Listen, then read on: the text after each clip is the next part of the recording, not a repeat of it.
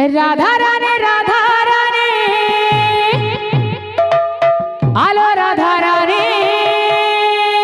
बोल बोल कहर संग जाऊ छुलो जमुना के पानी चुमुक चुमुक बाजे तुमर गुड़र पाया लहरी लहरी चाला के ते चाला बोला चुमुक चुमुक बाजे तुम गुड़र पाया लहरी लहरी चाला के ते चाला बोला हंसी हंसी कर कहसी कथा मोर सजनी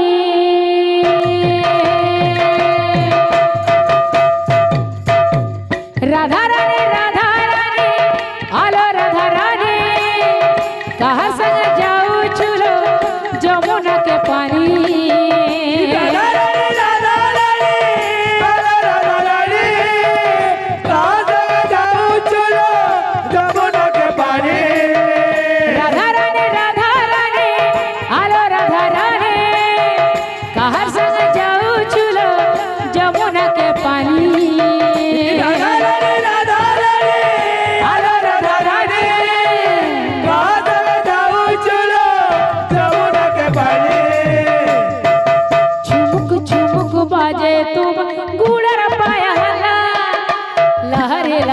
चाला के पे चाला बोला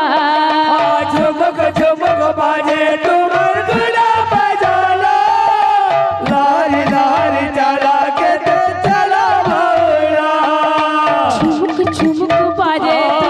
गुड़र पाया लहरे लहरे चाला के पे चाला बोला झुमक झुमक बाजे तुमर गुड़ा बजाला लारी लारी चाला के ते चला बोला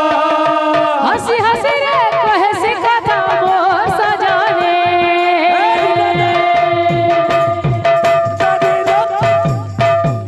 राधा रानी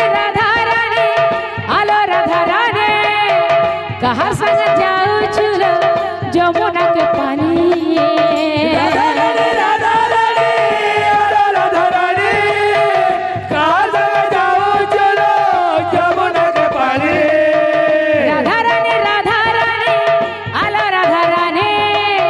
कहाँ संग जाऊ चुलो जमुना के पानी राधा रानी कहाँ संग जाऊ चुलो जमुना के पानी राधा रानी आलो राधा रानी कहाँ संग जाऊ चुलो जमुना के पानी